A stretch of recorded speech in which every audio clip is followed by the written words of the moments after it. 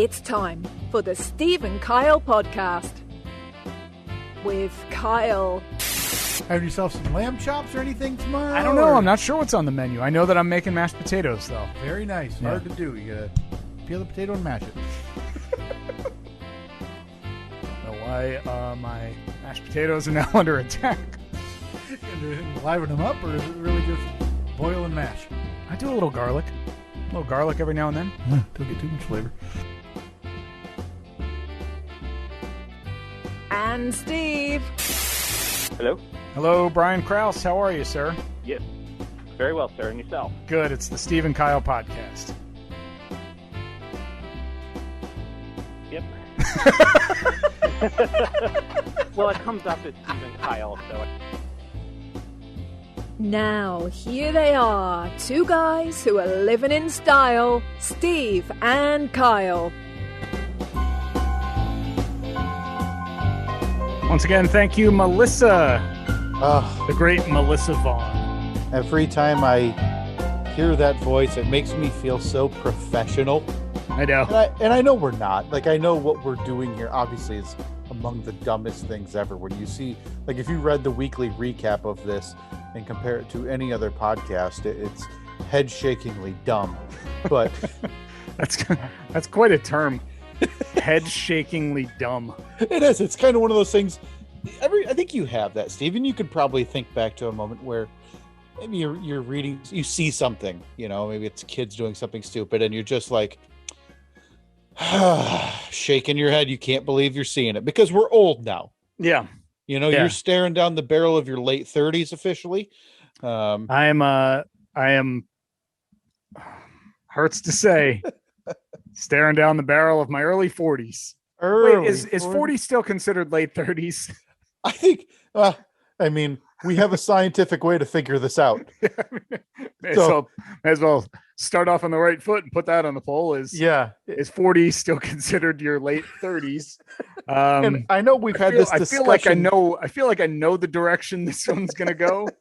But the thing is, we've had a poll like this before, and I'm probably had it 4 times. Yeah, because I think every time we mention you and your age and like approaching your birthday, it probably comes up like, no, Steve, you're mid 30s, not late 30. Yeah. But here you are, man, staring down the barrel of actually 40. What am I? I'm 6 weeks away. Oh, you got any big 6 plans? Are you going to be, is Annette making you like a big cake with a hill on it and then you like tumbling over the side of it? That would be fantastic. I'd be thrilled with that. Annette, now I adore Annette, Steve. You know that. Here it comes. Is Annette a cake? Is Annette a cake maker? Or is Annette a cake buyer? I'm sure she's made cakes before. But like we don't really do cakes, I guess. Okay. Now that I think about it. I mean, I love cake, and I'm sure she loves cake too, but we don't. I don't think we've ever done like hey, it's your birthday, let's bake a cake. Okay. I think we're more of the like to celebrate with some ice cream or some kind of other dessert. Yeah, we don't really do cake that often. Okay, that'll be on the poll as well. Do only terrorists hate cake? I love cake. No. This isn't personal to you. This isn't personal to you. So this just triggered something. Oh no! Dang it, Steve! I accidentally tagged you. I'm sorry. By the way, before I jump back into this, because I have an idea for a private social experiment for you and Annette now, Steve. Mm-hmm. I want to mention, apparently magic has happened. And if you want to vote on our polls, you can vote on them on Facebook now as well. Hey, look at that. We're back. I randomly shut one out over there this morning to see if it worked. And sure enough, it went through. And we're back in business. The Zuck, as I call him. He sent us a personalized email apologizing for the inconvenience. Yeah. Yep. Yeah. And we're back in business. That's good to know, man. That's good to know. The people have been waiting for months. So you can find those polls again on Facebook and Twitter at Steve and Kyle. Yeah. So you guys aren't a cake family for birthdays and celebrations. So here's what I kind of want to see what would happen, Steve. Okay. You have 6 weeks. Yeah. And maybe once a week over the next 4 to 5 weeks, maybe mention in passing not directly that's going to be awkward, that would kind of raise Annette's ire, but just say, man, you know what sounds really good? Like a marble cake, maybe some chocolate frosting, and just be like, it's just been so long, and then walk away. I don't want it to become a conversation. I don't want it to become to where she's like, boy, that was really weird. Wait. Just like in passing. Yeah, I mean, she would see right through that so quickly. She'd be like, you want me to make you a cake? Yeah, fine. I'll make. What kind of cake do you want? I'll make you a cake. Maybe just wear a shirt one day that has like, maybe use her Cricut and say, boy, I'd really love a cake for my birthday. So instead of just asking her, I would have to craft a shirt. Yeah. Using her technology. Actually, maybe just have her do it. And then if she asks you what it's for, just say like, it's something with the podcast. Yeah, a friend of mine needed this. Okay. All right. That's really weird, but sure enough, she'll still print it up for you. It's I would just like to see the outcome of that and see if maybe like kind of subtly you can make her make you a cake. Yeah. She would, if I said to her, hey, I would love for you to make me a cake, she would absolutely make me a cake. But I think as much as I like cake, I mean, if you've never had one of the ice cream cakes that has like the Oreo crumble in between the layers, the Carvel maybe, or yes, those are amazing. Those are absolutely amazing. So you need to get like, that's what I want. If Annette want Annette to make you an ice cream cake. I mean, if she wants to, I think it's I'm sure it's doable, right? I can't say I've ever considered making one because I see in the grocery store the cost of them. So I'm assuming making them is insanely difficult. Yeah. Well, I don't think it would be though. You maybe get like a round pan, like a bundt cake pan type thing. Probably line it with some kind of wax paper. Stuff your ice cream in there. Like you melt your ice cream, let your ice cream sit out for maybe a half hour or so it's a little bit soft. Oh boy, you're dancing. That's a dangerous game. Pack it in there. Dangerous game. Pack it in there. Put it in the freezer. Do that for your 2 or 3 layers of various flavors, obviously. Put them back in the freezer for a couple of hours. Take them back out. Pop them out of those pans because you got your parchment paper or your wax paper that'll keep them from sticking in there. That's when you mash up all of your Oreos. Put them on top of one. Oh man, I'm gonna make one for the for our big charity show. Oh, listen, I'd love to taste it. I'm not gonna turn it down, but rest assured, I will be giving you an honest review of your ice cream cake. With your 30-minute softening plan and your smushed Oreos. Listen, I think you're not even using those tasty videos that you see on social media. That kind of make everything seem a lot easier than it actually is. I got a fantastic meatball recipe from one of them years ago. It was like mozzarella stuffed meatballs. And it wasn't easy, but man, they were good. They were so good. Yeah, but that's the problem with those is they all look delicious, but the videos make it seem like 10 minutes, a cinch. Yeah, because they do those fast cuts where it's like, add this, add this, add this, add this. But what they don't account for is the 5 minutes of where the hell is my oregano, taking every spice out of the cabinet and then finding out that you have like 1 flake of oregano left. And then it's, puree the whatever. And then I have to Google, what does puree mean? And I have to turn on the stove and do this and do that. And they don't show the cleanup. They don't show any of that. So you're in your mind thinking, boy, I'm going to have this exquisite, gourmet dish in 25 minutes. Yeah. And you don't realize you're 90 minutes in and their kitchen's a disaster.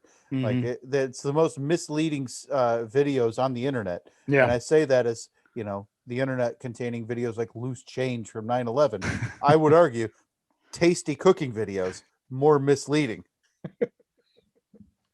All right. So I think we're just a couple of minutes in, but it's we got to address the rhino in the rec room today. Yeah. And that is why we are separate once again. You can probably hear from the audio quality. We are not in the same location. Once again, old COVID-19 has Yeah, boy, oh boy. Sunk its talons in.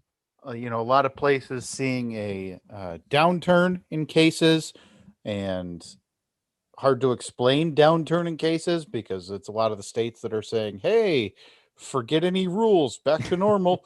And yet here we are in the great state of Michigan, God's country, where 9 out of the 10 biggest hot spots in America reside.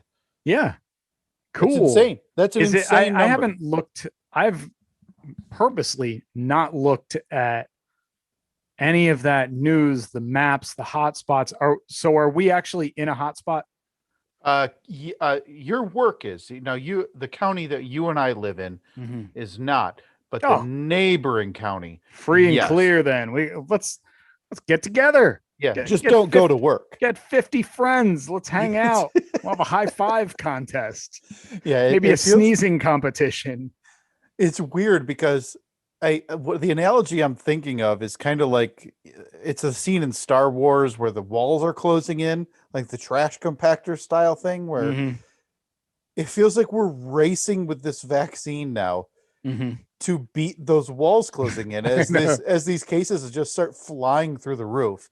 And we're just trying to all get to a certain percent vaccinated in order to, not have a total meltdown. So yeah. It's some COVID issues out and about. So we decided to split up today, probably back together next week, I would assume. Yeah, fingers crossed. Hopefully that works out. There have been some issues at my job. So now you are good, Steve. You're okay. As far as I know, we were supposed to obviously do the show on Friday, and a series of texts went down at like 3:45 or 4 a.m. Friday morning, and we made a last minute decision to do a best of show. And having been in the studio before, exactly what that's like, and I'm sure that you can attest to the stress. I hadn't even left my house yet, so I never did actually go in. Good. But Kelly was already in the studio and doing her normal routine, and then it was like with about 10 minutes before the show went live for the 5 a.m. hour, we made the decision, all right, let's scrap it for today. Man. And then by the end of the show, because she ran a best of show, and by the end of the show, the decision had already been made to scrap Monday as well. So we're not on the air. By the way, it is Sunday, April 11th, 2021, the year of our Lord, the Steve and Kyle podcast.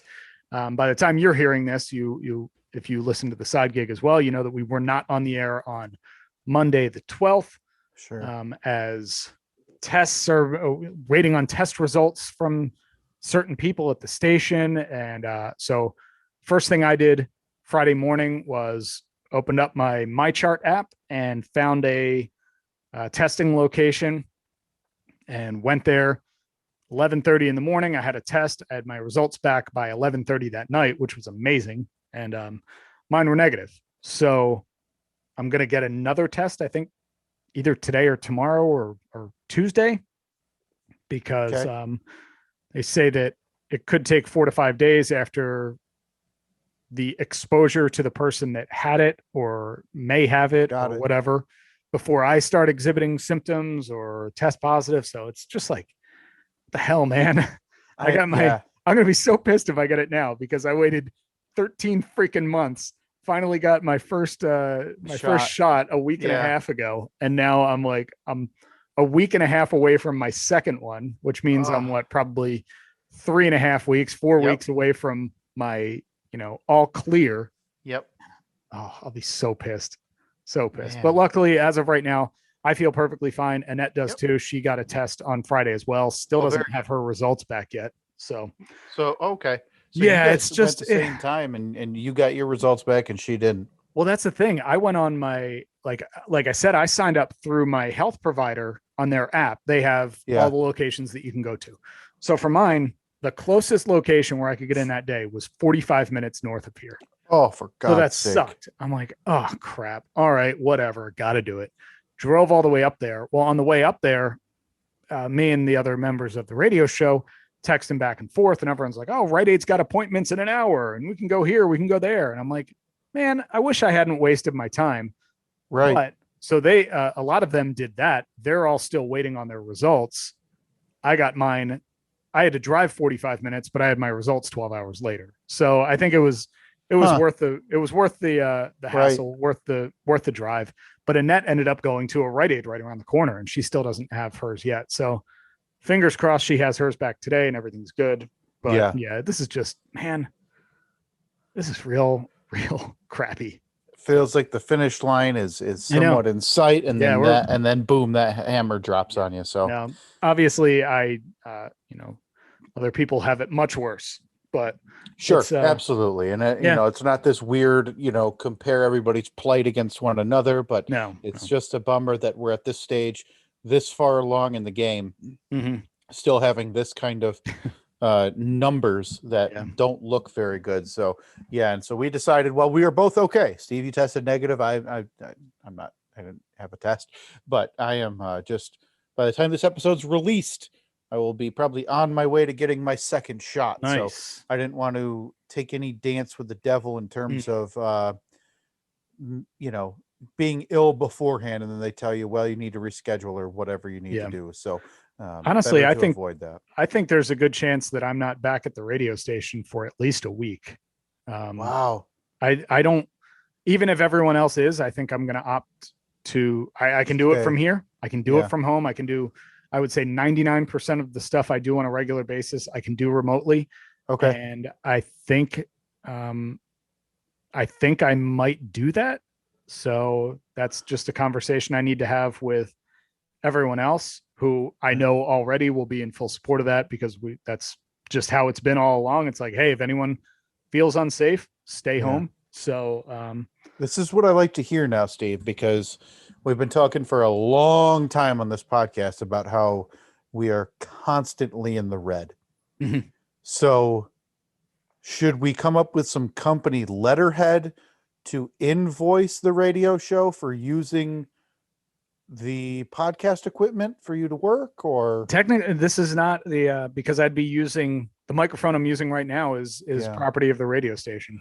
Okay, well, so then you could do us a little favor, maybe do a little swap ski on that microphone, use our microphone, and then for some reason you need to use the mixer as well. Okay. And then I'm sure that we'll give them a very reasonable rate. It's an hourly rate, and we'll definitely take into account friends and family. And then we'll take a look, we'll enter all of the corporate discount codes that we can find online to see if any of those qualify. Yeah, we'll use our Honey app to get the best deal. I don't think there's any reason we can't get their total bill down into the low four figures for them. For a couple days of usage. Yeah, I think that's reasonable. Yeah. So, happy to do it. Happy to do it. Look, it's COVID. People are in need. Everybody's struggling. We're here to help, and we have the equipment to do so. So, due to this inconvenience, I thought it best that I felt bad because our routine is thrown off. Right. The quality suffers a bit. Granted, we gain video, but side note, if you're listening to this, you can also watch it on our YouTube channel this week. All of our episodes are up there every week, usually just as audio form. But with this, since we're on Zoom, figured may as well hit the record button and throw it up there as well. But we digress. Seeing as how our routine is thrown off, I can tell how inconvenienced you are right now. Sitting at home. I could hear little Reed banging on the door. Yeah. So here's what's going to happen. So, because he doesn't know I'm recording a podcast, why would he? He's 2.5 years old. Look, kids are stupid. Kids don't even know what podcasts are. So I'm in the basement, and I work down here as well. So there's a lot of days that Reed is home. When Katie is not working, Reed and Katie are home, and he'll do the same thing. He'll yell down the stairs, "Daddy, Daddy," until I give him some attention. So he was doing that now. So here's what's going to happen when this podcast ends. I'm going to have a conversation with my wife, because I had to send a text that it wasn't meant to come off as curt or unpleasant. It was just, I heard him yelling. Maybe you can read. Can you do Did you send that text from your computer or from your phone? No, just from my phone. I have my I was phone going to right here. say, because look, we got screen sharing technology here with Zoom. It Yeah. would be great to see what you said. Yeah. See how it And came off. so I just said, can you not have him shout, please, at me anyway? Yeah. Saying, yeah. saying just, hey, I don't care. He said he's a child. He can run and yell, but he's aiming directly down the stairs. And there is, what I'm assuming is a paper thin door that you can hear a lot of the stuff through. You got to go Uh, solid core doors, by the way, man. Come on. Yeah, Time- that door time to hasn't upgrade. been Time to touched upgrade. since I moved in, Look, and it's I'm not. It's like $40 more per door Yeah, to go so solid core. there's not a penny getting put into that door before I move from this house in a few years. And Few years, huh? You got the plans underway. Oh, we've been talking about it for a while. That boy, you're gonna move to the chateau here. No, I can't afford the butler. I mean, for God's sake, I get the once over from the butler every time I try to get into the cul-de-sac on a weekly basis. So it's kind of nice to not have to get the our butler body search today. Our butler makes $4 million a year base. That's base salary. It's all the HOA dues. Yeah, and I mean by the time we throw him $100K each year at Christmas and everybody else, you figure he's probably making 6-8 million. Yeah, he's doing well for himself. Yeah.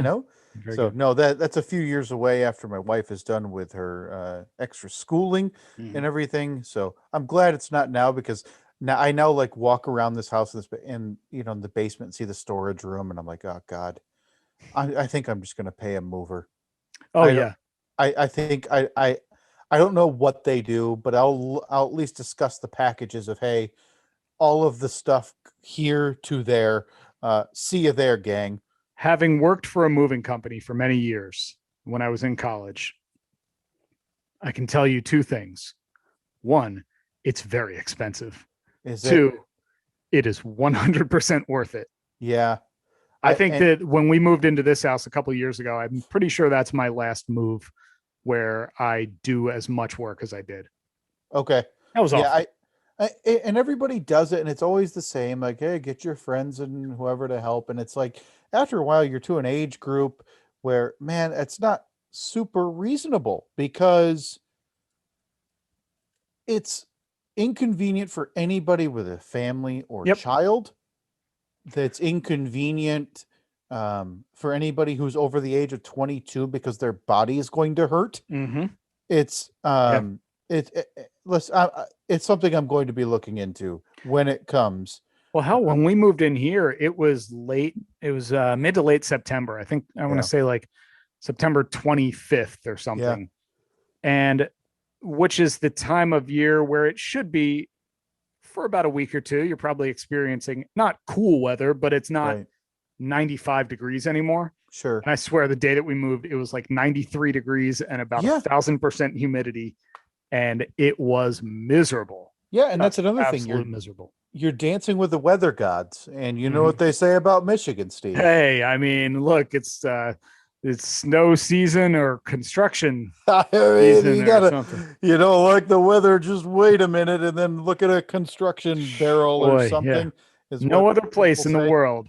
Weather change from time to time. Just one of my most hated tropes about local communities ever. I swear, every day when I'm driving to work, because the dashboard of my car, it says 42 degrees, and then later in the day it's 71 degrees, and every day I resist the urge to take a picture in the morning and then a picture in the afternoon and send them to you and say, just wait a few hours. You know how it is. But anyway, we digress again.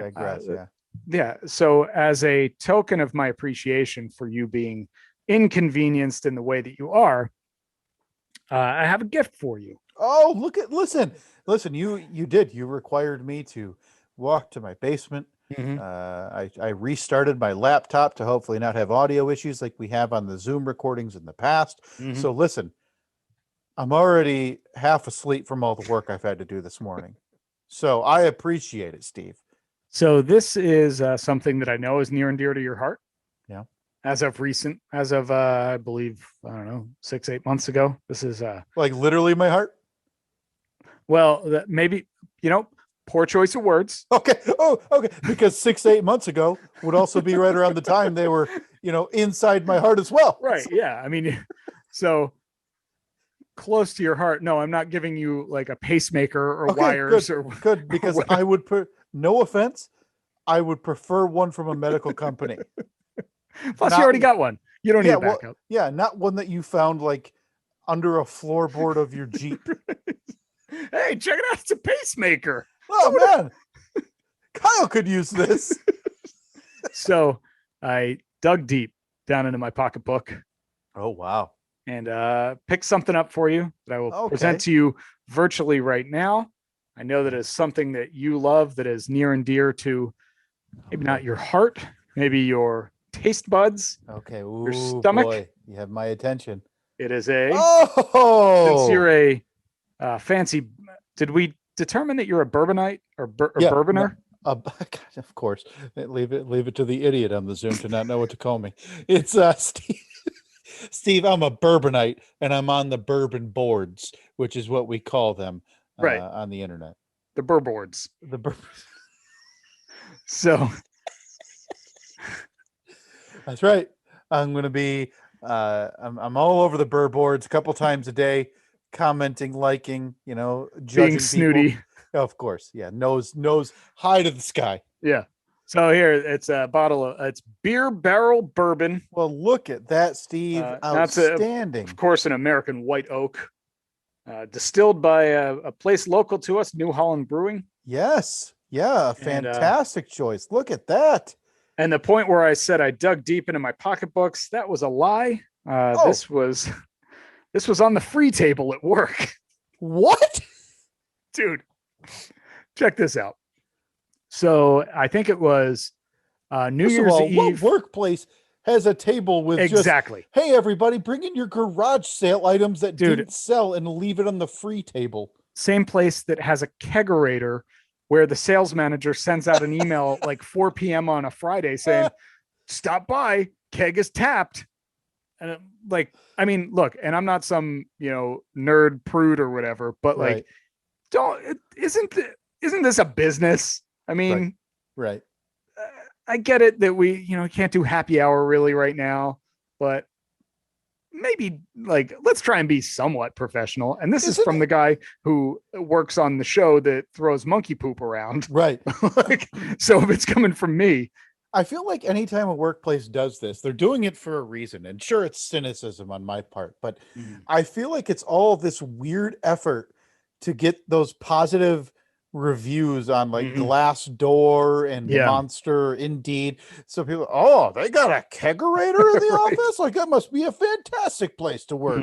And then you start working there and you realize the kegerator's like rusted and dried out, hasn't been filled in 3 years. And and when it was filled with like Miller Genuine Draft. It was, and it wasn't filled by like a keg. It was like some guy dumping 8 outdated cans into it. Yeah, like using a screwdriver to push the little ball down on the top of the keg and then pouring an empty Busch Light in there. Yeah, and the last person to actually take a drink out of it was written up. so it's there for show, entirely. So there's a free table. There's always been a free table at work throughout the various iterations of the office setup. And it was just the table where typically it ended up having CDs, like those promotional CDs that get sent to radio stations all the time. They would end up on there, maybe a couple of leftover t-shirts from a recent promotion. Okay. That would also be where like the birthday cake would be if it was somebody's birthday in the office. That would sit there.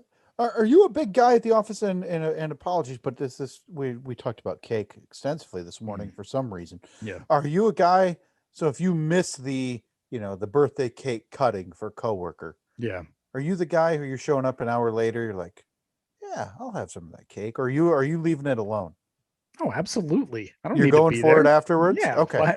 I mean, I'm assuming you are too. Yeah, and there's no question that I actually think that's the way I prefer it. I don't have to go through with the fake, like, oh, hey, exactly. Happy 48th, Billy. Yeah, we've all seen Office Space where everyone is just miserable. Yeah. Happy birthday. Right. Yeah. I don't want to be there. I don't want anyone to ever sing me happy birthday. Yeah. I don't want to ever have to sing it to anyone else. I don't want to be in the room when it's being sung to somebody I don't know. Yeah. I hate when servers do it at restaurants. Yeah. And listen, servers at restaurants hate it as well. Yeah, of course. There's no question. What is your cutoff? So let's say that cake gets cut on a Monday, 12 noon. Yeah. You go back in there Tuesday, 10 a.m. Oh, that cake's still there. You're I'll eating it. Yeah. Uncovered? Well, it makes a difference because normally they come in those cake boxes with the clear top. Right. If it's sealed, I think I'm going for it. If it's not sealed, I think I'm at least grabbing a fork and doing like a little corner, giving it a shot. Right. Typically and so that icing, dry? Yeah. like that buttercream icing, it's usually good for a day or so. Yeah. Okay. So let's say nobody takes care of it. It's Wednesday. There's not one, because if there's one piece, you're not touching it, because then you're responsible for the trash. The cleanup. Yeah. Yeah. So let's say there's, quarter of a sheet cake left on a Wednesday. Mm-hmm. You're now 44 hours into this cake being in the break room. Are you still eating it? I think at that point, no. Okay. If it's refrigerated, though, I don't know why I'm debating. Yes, of course. This isn't an option for me. This is a fact. What now regarding this free table, before we get back to, again, I don't want to lose sight of what we were doing.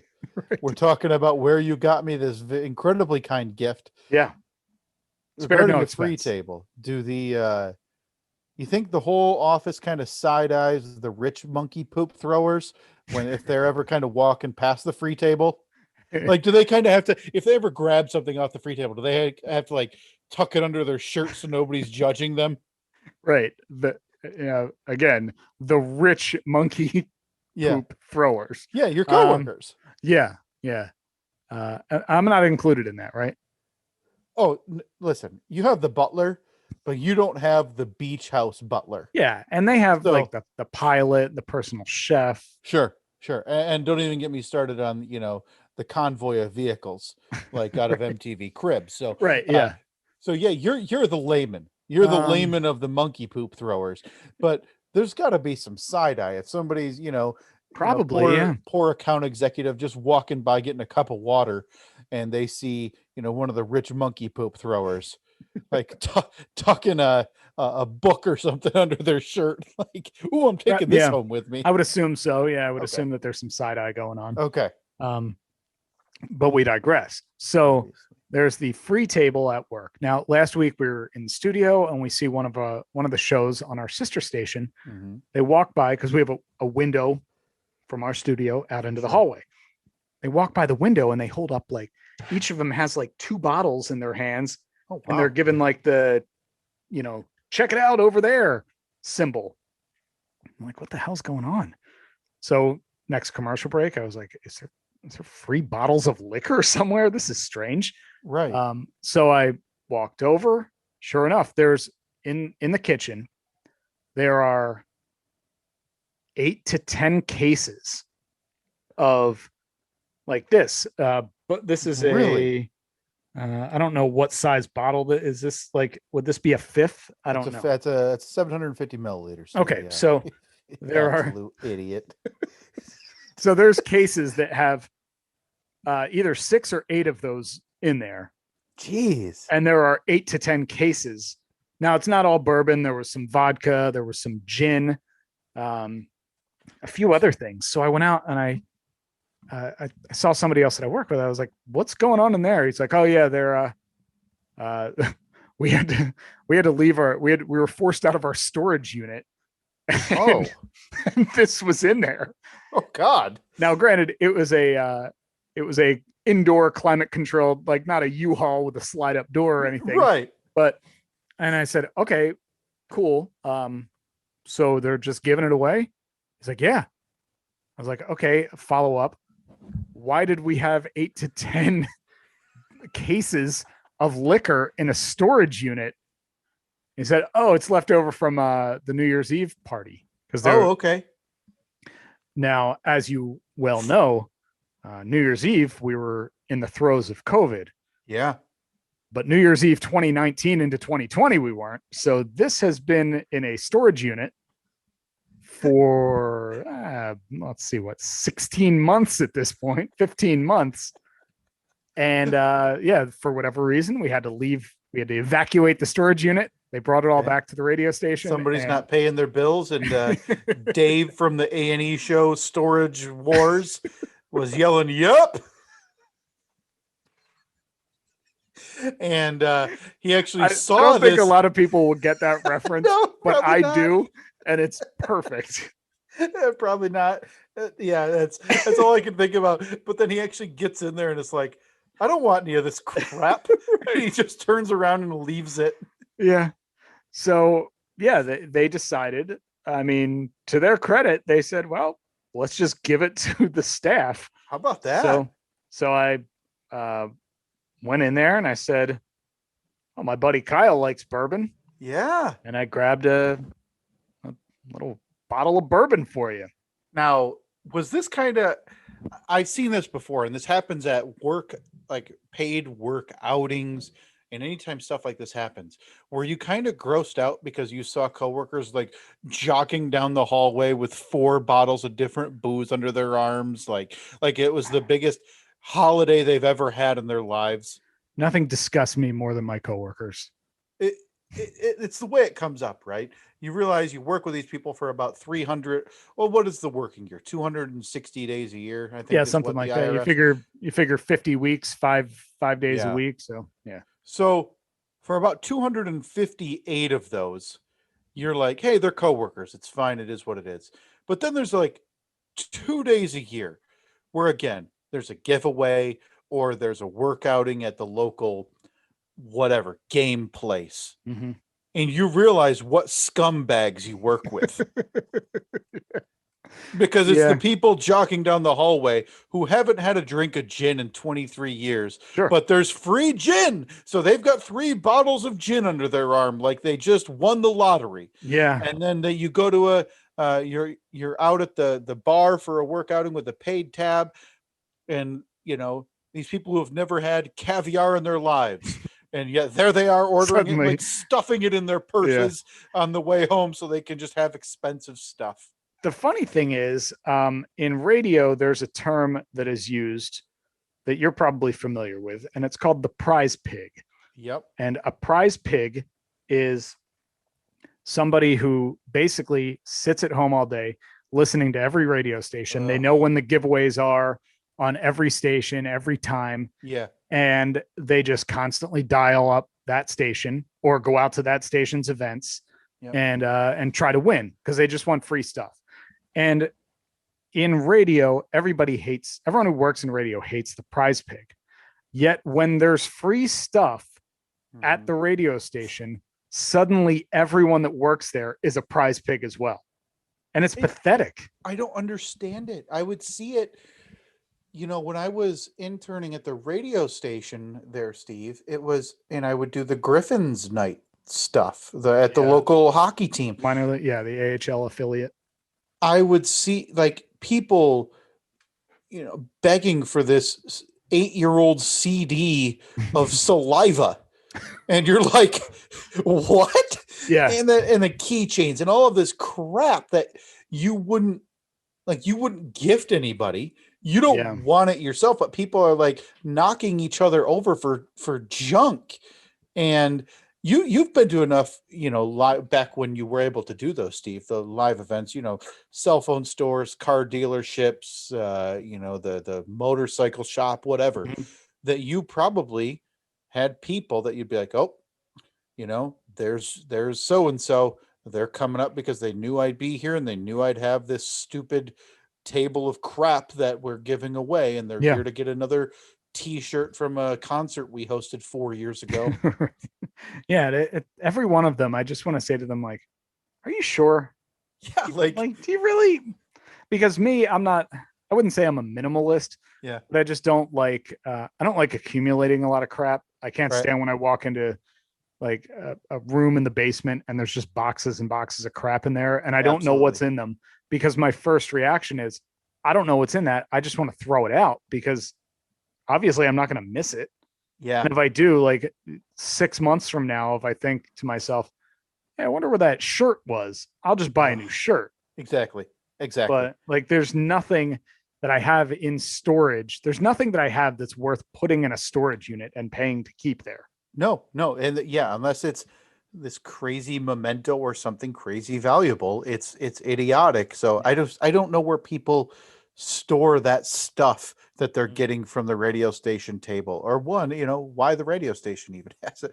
I remember when I worked there, and it might still be there, Steve, there was like a mail bin size, like big white rectangular shape, and it was filled with letter openers for one radio station. And it was like an outdated logo. There was just nothing to do with them because it was an old logo, and again, it's a letter opener.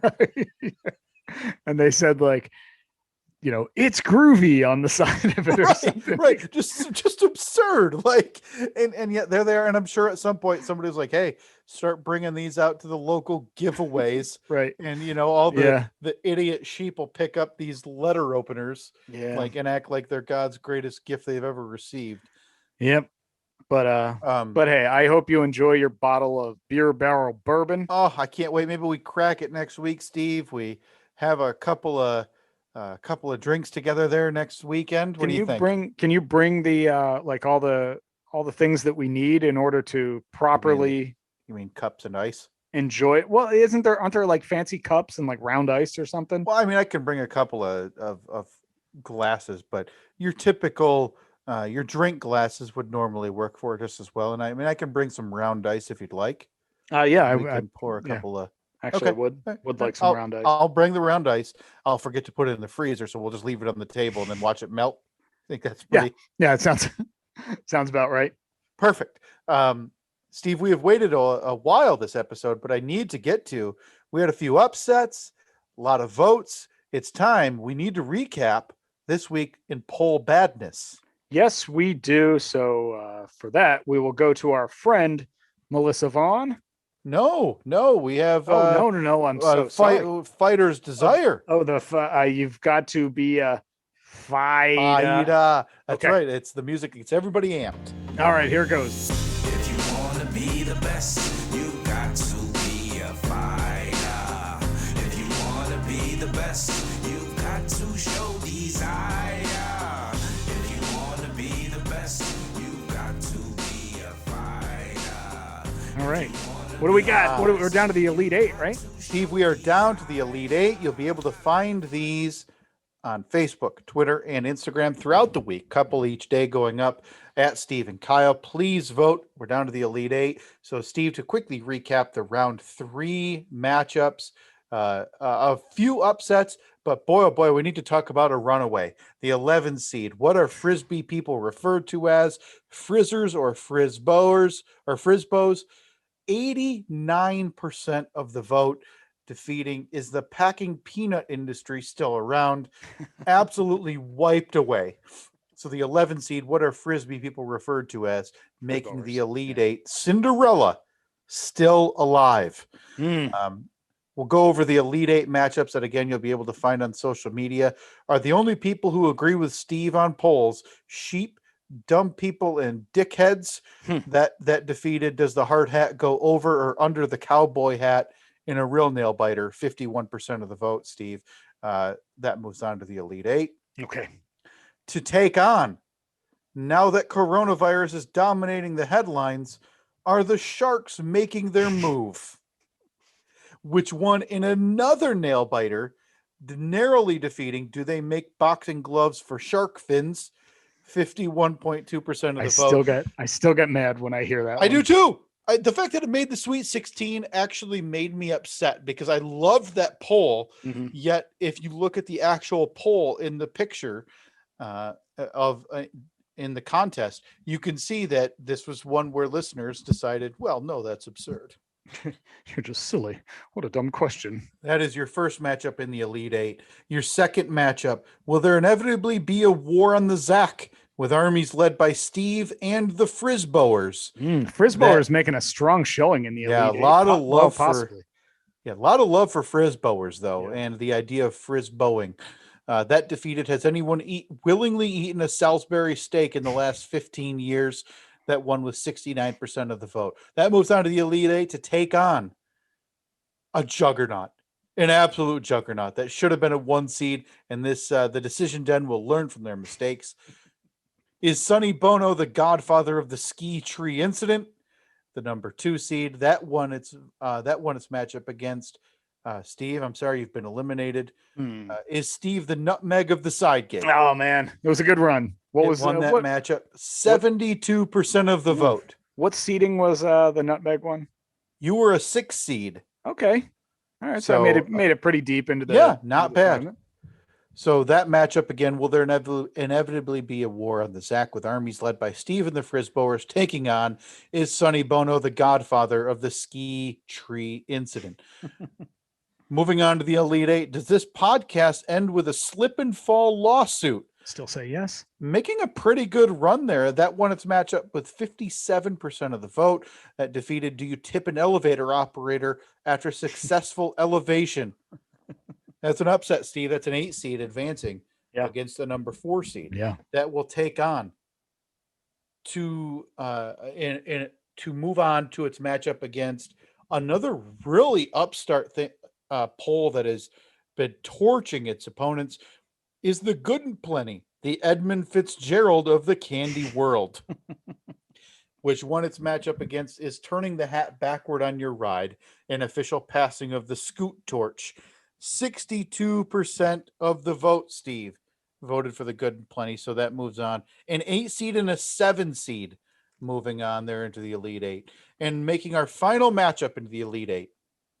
Moving on, the last bastion for the number 1 overall seeds. It's the juggernaut of the tournament so far in terms of it's been a 1 seed. It's won consistently. It hasn't really been that close. Were the Apostles known for chiseling the word boobs into rocks?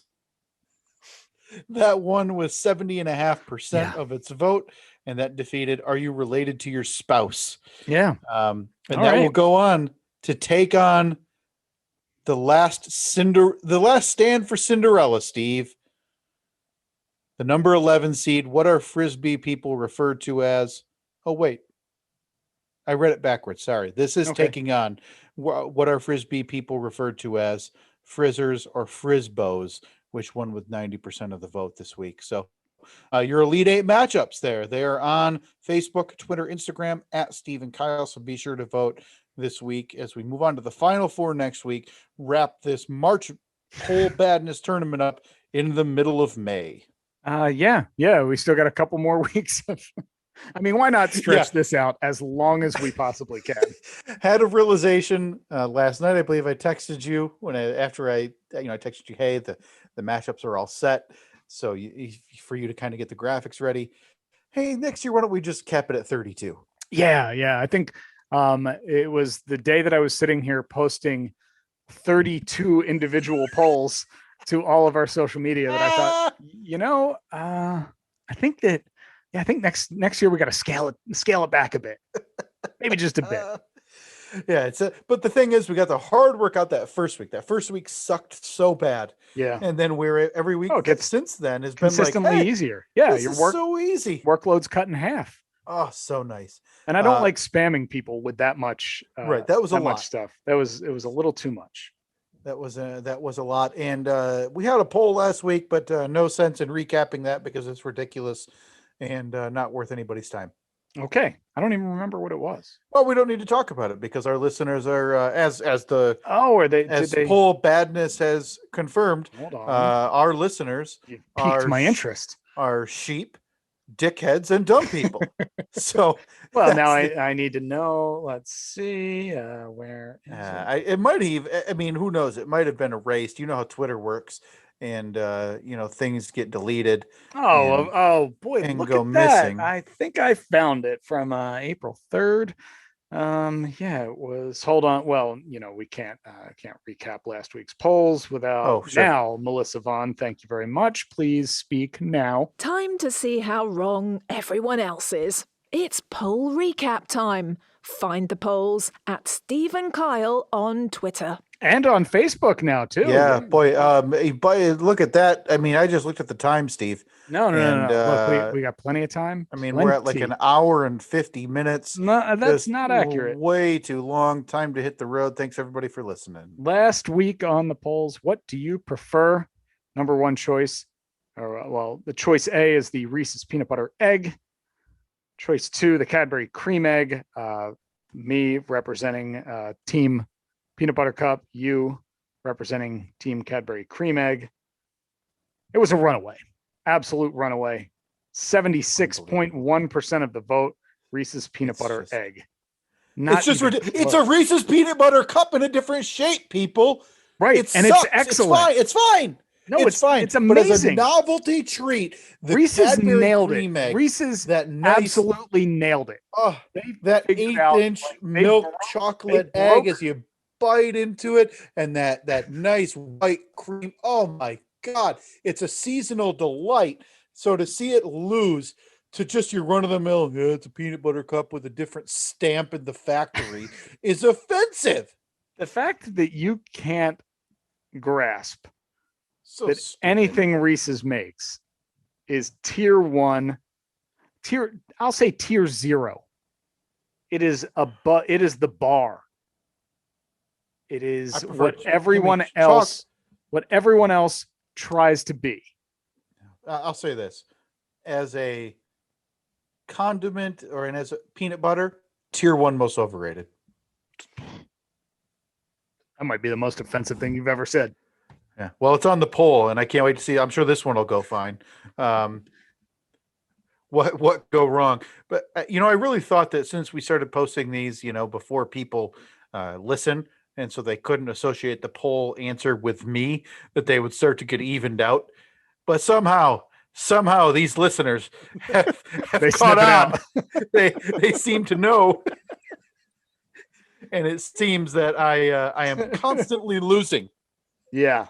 Well, that's just because you're always wrong. You always have the wrong opinion. That'll be on the poll this week as well. Is peanut butter tier 1 most overrated? No, definitely not. Should we discuss the text that I had to send you the other night on Friday? Boy, do we have time? We have time, right? I mean, if you want to get into it, sure. I kind of do. I had sent you a text hold on, I want to pull up the actual text. Oh yeah, is on I think Friday at 3:48 p.m. Katie That's working? the one. Question mark? Yeah. Which is never a good sign because Katie is a nurse, as we talked about. So it's not a good sign if somebody's asking, hey, is she at the hospital? Right, because chances are I'm not just sending you a text to say like, hey, can she get me some syringes? Right. Or like, hey, what's her work schedule like? I just was thinking. Oh, cool. All right. Well, see you later. Yeah. Have a good day. So you said no, at home, anything we can help with? I said, I then sent you a picture. I said, I might be paying her coworkers a visit. And it's a picture of my hand wrapped with a paper towel and then wrapped with a bunch of black tape. Yeah. Yeah. Or around your thumb on your left hand. And I just said, oh no, because it didn't look good. I'm guessing you kind of scoped out the situation. You probably left it unwrapped, right? Whatever happened, you left it unwrapped for a minute to see how your body kind of reacts to it. No. And then realized, okay, I've got to wrap this up. No, because I stabbed myself so hard right in the spot. I mean, like right in between your thumb and your index finger. There's kind of like that. It's almost like webbing. I stabbed myself so hard with like the sharpest knife I've ever owned. That's a bad spot to do it. It went right in there. And I immediately said, this is bad. Oh, and no. Was it a poke or was it a slice? It was a stab. Here's what I was doing. Something very stupid. And as I was doing it, I thought to myself, this is stupid. You're going to stab. Oh, there we go. You've stabbed yourself. I had a tube of caulk. Okay. And you know how like if you don't use all the caulk, the tip, what's ever in there, it hardens and it gets Sure. You got to kind of it's carve clogged. it out. Well, I had a knife in my right hand, tube of caulk. Here, let's see. Sure. Well, I'm gonna have to kind of hold it because it's very difficult for me to use that Yeah. thumb at this point. I'm taking a Show and knife, tell. and pushing it in to the end of the tube, which is the dumbest thing pretty sure I've ever done. And again, said to myself, you're going to stab yourself. Yep. There we go. Yeah, this is going to end poorly. That knife is now in your hand. So you didn't think about using, a flathead screwdriver? Now's not really the time for Monday morning quarterbacking this, I don't think. Sure. I mean, yeah. Hey, Sure. in hindsight, I apologize. In hindsight, I just wouldn't have stabbed myself. Yeah. No, Steve, to recap, if you had the choice to go back to Friday night, would you have chosen to poke yourself in the hand with a knife? I'm going to say no. Probably. Well, there you have it, folks. Yeah. So I stabbed myself again. This is 4 in the afternoon, 3:45 in the afternoon. Evelyn is down for her nap. Annette is not home. And she was out running some errands. And so this happened. I was out in the garage. Luckily, I had a roll of paper towels sitting right next to me. I said, oh no. Oh God. Immediately grabbed a paper towel, wrapped it around my thumb, and just cranked down with the pressure, because they always say, if you're bleeding, apply pressure. Applied pressure, and kind of sat there for a minute, like, okay, all right, this is bad. But I was moving the thumb still. I was like, all right, I can still move it. I can still feel. I haven't lost feeling yet. So that's a good sign. But I hadn't even looked at it yet because I didn't know if it was bad. So I removed. So you were avoiding the obvious. I didn't want to pass out in my garage with Annette. I didn't want Annette to pull into the garage a half hour later and like run me over because just your body, flat on the garage floor. Right. I mean, so I grabbed my phone and I called her and I was like, "Hey, where are you?" She's like, "Oh, I'm just stopping here." Oh, okay, cool. You gonna be home soon? Probably not for half hour, 45 minutes. And I was like, I think you need to come home now because I need to go to the emergency room. And she said, why? And I was like, well, I just stabbed myself really, really badly. And this is this could be bad. Could be a bad scenario. This one, I haven't checked the damage, but let's say there's some danger involved. So she was like, okay, well, I'm on my way home now, but she was at earliest 20 minutes away. So she's like, all right, I'm making a U-turn now, coming home. So in the meantime, I'm freaking out. I'm like, all right, am I getting lightheaded? I don't know. Is it just me? Do I just think you can't tell? So you're like, maybe I'm hot. Maybe I'm sweaty. Maybe that's what it is. Rationalizing it. So I did what any right-thinking person would do. Yep. And still sitting there with the phone in my hand, not, just doing voice to text. Yep. Text my good buddy, my neighbor, Justin. Oh, good. What was Justin going to do for you today? I'll tell you exactly what Justin was going to do for me today, because he was he was a fantastic person. Sure. I sent him a text saying, any chance you can pop outside for a minute? Somewhat of an emergency, but not really. Okay. So, boy, weird phrasing there. Any chance you could? Emergency. Nah. Not really. I mean, maybe it could be an emergency. Okay. So you've gone like full Midwesterner since you've now moved here. We're like, hey, it's bad, but if you can assist me save my life, no big deal. Just let me know. Someone will be here tomorrow, maybe, and then they can save my hand. Yeah. Yeah. So I would say within 15 seconds. Now, again, I'm in the garage. The garage door is open. Within 15 seconds, I see him halfway across his front lawn. Is he like jogging? Not jogging, but he had a Okay. spring in his step. To say, boy, he would care more than me. I'd be like, hey, let me finish this taco and then hit the John, because then I'm worried about, well, do I need to, should I go pack something? Am I going away? Do I need my wallet? All of this stuff. So he's got understandably a look of concern on his face. I'm standing there gripping my thumb. Very concerned look on my face, no doubt. Yeah. And he's like, probably a little white because you have some blood aversion issues that, So he's like, what's going on? And I was like, cut my hand real bad. I could use some help getting this thing wrapped because I'm afraid to take the paper towel off because I'm going to need 2 hands to do this. But I think that if I take it off and get like hit in the face with a jet stream of blood. Yeah. You've poked something that is now pouring out like a faucet, that's a concern. I get it. He's like, yep, no problem. All right. So we're standing there in the garage. I take a paper towel. I like fold it up nicely instead of just haphazardly like I had it. He grabbed a roll of electrical tape out of the cabinet. He's like, all right, no problem here. So in having to remove the one paper towel to put the other one on it, I got a good look at it, and it was a legitimate crater in my thumb where this knife had gone in. And shockingly, it wasn't like spraying blood, but okay. But when I looked at it, within like the 3 seconds I was looking at it, the little cavern in my thumb filled up with blood. So I was like, okay, I know it's coming.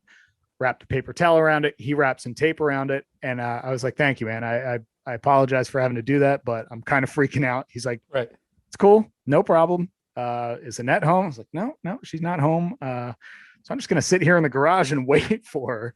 So he hung out with me for a couple minutes until I had to make sure you didn't fall over. Exactly. Until I had calmed down a bit, because again, I was pretty concerned. Sure. But finally adrenaline stops pumping. I'm like, all right, I'm good. So Annette got home a few minutes later. And at that point I was like, all right, well, I'm going to go to the ER. She's like, all right. Cause I didn't want her to have to get Evelyn out of bed, get her dressed, all of us truck over to the ER. So I ended up going to the urgent care instead, and did the whole if you've been to an urgent care in the last year, you know that it's a pain in the ass. You got to pull up out front, you got to call them, they ask you, and everything takes longer. Yeah. Oh. Now, being that your wife is in the medical field, yep, I would assume that if I walked into her ER, she knows exactly what to do. She's got the whole process. She's like, all right, here's what we got to do. We got to this, that, probably got a checklist of 10 things. Yep.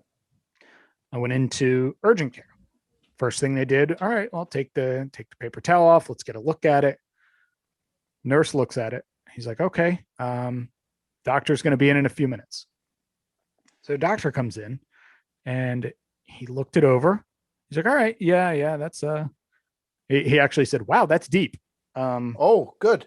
So I was like, okay, so you weren't wrong in no. Because I did say to him, I was like, all right, so I'm not stupid to have come in. And he looked at me and he just said, no. Like that was the dumbest question I've ever received, which actually made me feel better. Made me feel like I didn't get a scratch and run to urgent care. And so he was like, all right, yeah, it's he's like, it definitely needs stitches, but the spot that it is, it's not a good spot for stitches. They'll pull out. Man, please tell me your other option is like glue.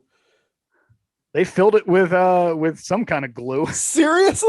Well, he said, he's like, these are liquid stitches. No, it's not super glue. Everyone thinks it's super glue, but it's not. Sure. He's like, you put it in there, it causes the blood to clot, which will eventually seal the wound. Okay. I was like, all right, cool. So he did that. Stings a little bit, but no more than like peroxide on a cut. Okay.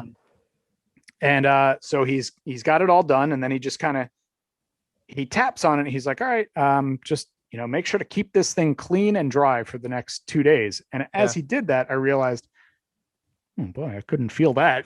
Like when he taps on it. I said to him, I was like, I couldn't feel that. And he goes, really? I was like, yeah. Oh boy.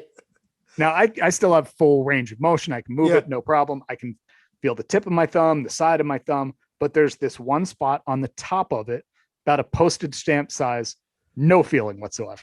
It's no. exactly the same as when you're at the dentist and you get Novocaine. Like you can feel that someone's tapping on your cheek, but you're just like poking it, but you can't actually feel it, if that makes any sense. Oh, wow. So, okay. So at that point, he's like, well, you didn't cut the main vessel or whatever, the blood vessel, because if you did, you wouldn't be able to feel the tip of your thumb, and you'd have discoloration in your fingernail, and that looks fine. Yeah. You can feel this. I'm like, yep. And then he goes, you probably just nicked a nerve. I'm sure it'll heal up. Oh, good. Well, if he's going to be, super lackadaisical about it, why shouldn't you, Steve? So, I mean, at this point, I'm like, all right, whatever. I mean, if I go the rest of my life without being able to feel a postage stamp size portion of my thumb, I'd say I got out of this all right. I could have cut my thumb off. Oh, wow. So then he said, all right, the nurse will be back in a minute to bandage you, to put some gauze on it, to wrap it up, and then you'll be out of here. I'm like, cool. Thanks, doc. Appreciate it. Oh. So it was like 25 minutes later that the nurse came back in, and he hands me some paperwork, like the aftercare instructions. Yeah. And he's like, all right, you're ready to go. You just go out this way and check out at the desk. And I was like, it's not wrapped. And I'm like, yeah. But I don't know why in that situation. I'm like, oh, I can't say anything. So I was like, okay, see you later. And walk out with this gash on my thumb. No wrap, no gauze, nothing. And get in the car and drive home. As I'm driving home, I'm thinking like, that was weird, right? They didn't wrap it up, and I don't know, something just feels like something's missing. And then I thought about it, and I was like, they didn't clean it. Oh, so they didn't like spray peroxide on it or anything like that. Okay. No, nothing like that. Now look, okay, that's why I brought up your wife's profession. I would like you to either play this for her or run my experience by her and see what she says. Because if she says should have been cleaned, if she says no, that's common practice. We give them an antibiotic, which they did. I picked up an antibiotic at Walgreens for the next week. He said it's 4 pills a day, 7 days, and he specifically said take every one of them. Okay, no problem.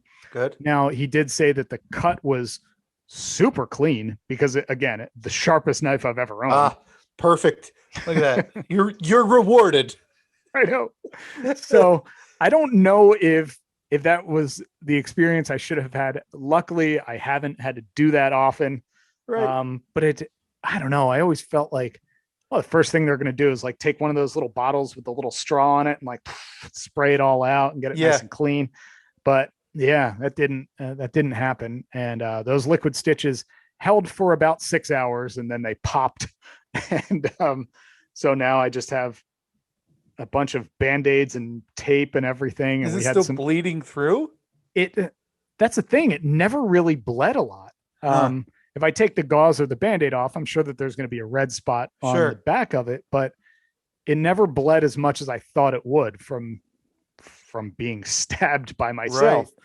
So I don't know. We put a little new skin on it last night.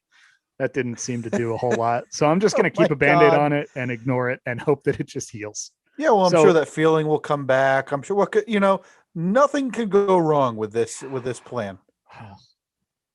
I thought that I had really, really hurt myself.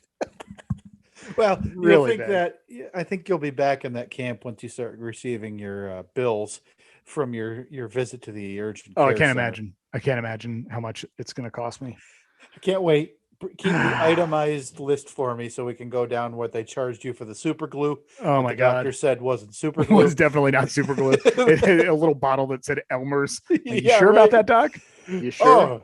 Well, the problem is, Steve, he didn't use the super glue. That's why it popped out so quick. He just used the regular Elmer's, you know, and he had a dumb horse that came from it. So that it came from. So that's why it popped out so quick. You know what? Congrats. The kitchen sounds like it's coming along great.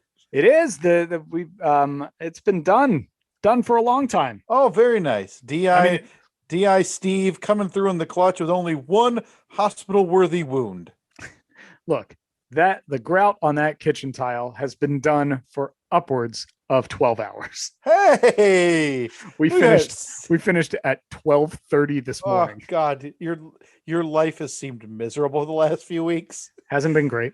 I've turned this into a 3-weekend project. Yeah, when I came over to your house last week to record the podcast, you said you were up until 10:30 the night before. You put in 10 plus hours doing just tile work, and there was still a decent way to go. There were still 6 feet of backsplash to go at that point. Yeah, so I am firmly entrenched in team cut the check going for everything. You know, we thought of it last night because that probably would have been a couple $1,000 job.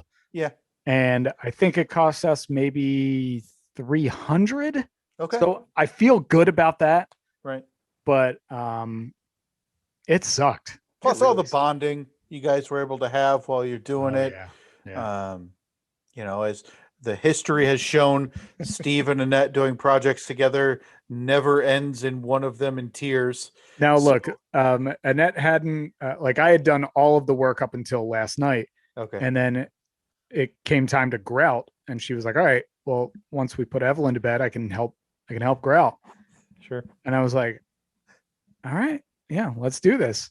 And she did. And it went off without a hitch. Shockingly. Sure. We didn't get in an argument. We didn't yell at each other. We didn't complain. It took us 4 hours or so, but we did it, and we love how it looks. I just feel like there's this now unspoken truce of when there's going to be a DIY thing. Either she will work on what she can work on, or you will work on what you can separately, still stemming from the time you made her weep while carrying drywall at your own best residence, which I'm sorry, it's totally unfair. And I'm sure in the moment, a super unpleasant time. I can't help but laugh every time I think of you yelling at your wife. Drywall down the stairs. We weren't even engaged. We had been dating 6 months at that point. It's one of my favorite Steve and Kyle podcast nostalgia stories, and there's no reason for it. It's ridiculous. It's something that is unpleasant in your relationship's memory, yet makes me laugh. The fact that you made your wife or your girlfriend / fiance at that time cry about carrying drywall down the steps, and has now led to, again, the unspoken bond where you refuse to work together on home projects. Yeah, we've definitely felt each other out on this. We know, it's why don't we just do our own thing? But last night mended the fences in the name of grout. That is great to hear. Well, if she hadn't offered to help, I'd still be doing it. I would have gotten maybe half of it done last night, and then given up and working on it today. Working on it today. So awful. So there you go. There's an update from my world. Hopefully, as you hear the music start rolling, hopefully next week we will once again be reunited. We can share do you call it a pull on this bottle of bourbon? I mean, I would only call it a pull if you're going to drink off of the bottle like a slob.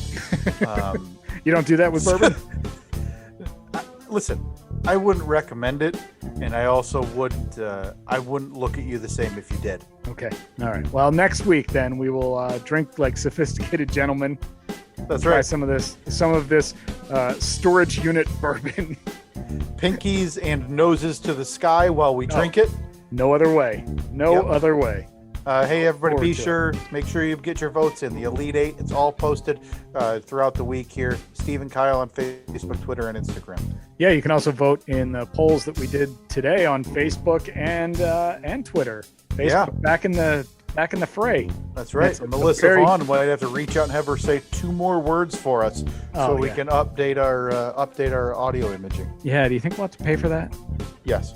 Okay, well, I we're don't- not going to be doing that. I don't think we're friendly enough that she'll toss in 2 words pro bono. All right, yeah, Facebook and Twitter at Stephen Kyle, also Instagram at Stephen Kyle if you want to vote on the polls. Yep. And we will talk to you next week. See ya. See ya.